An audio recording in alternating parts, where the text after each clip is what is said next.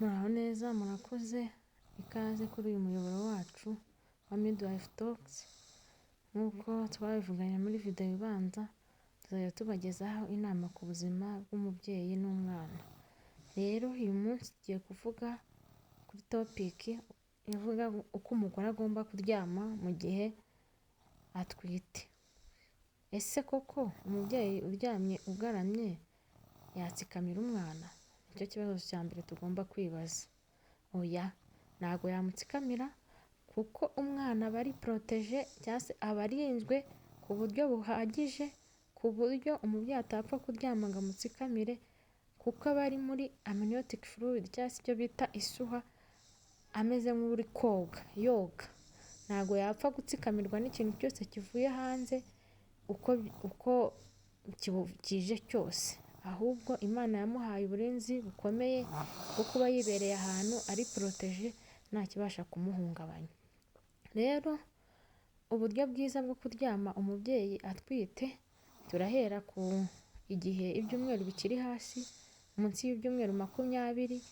Iyo umubyeyi ari munsi y'ibyumweru 20 ashobora kuryama muri position yose ashaka cyangwa se ashoboye. Yaryama agaramye, yakubika inda, yaryamira urubavu.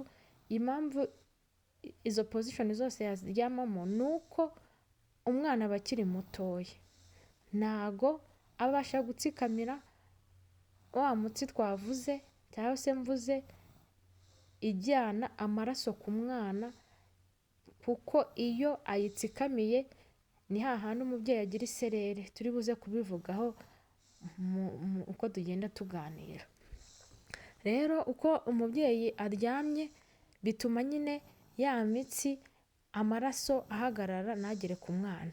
Bityo rero ku yindi kiri ntoya nta kibazo, ariko iyo irengeje ibyumweru 20 umubyeyi akonsa cyangwa se ategereje cyangwa se bibaye byiza yaryama urubavu left lateral rw'ibumoso, nibyo byiza. Ariko iyo arushye ibumoso ashobora no guhindukira akaryamira iburyo, kuko nibyo byiza, nibyo bimufasha, bituma ya maraso twavuze agera ku mwana.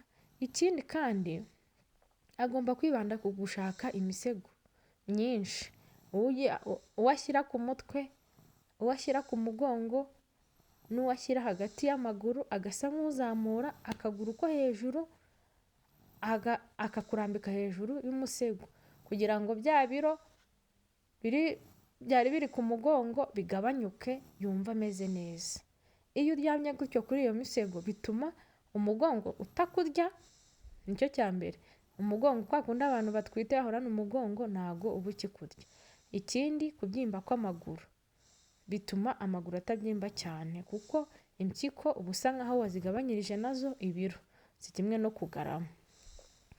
Rero iyo umubyeyi aryamye agaramye igihe kirekire, ingaruka zirimo twazibonye. Twabonye ko bigabanya amaraso agera ku mwana, ugatangira ukumva isereri nawe, kandi isereri ni ikimenyetso mpuruza ku mubyeyi utwite.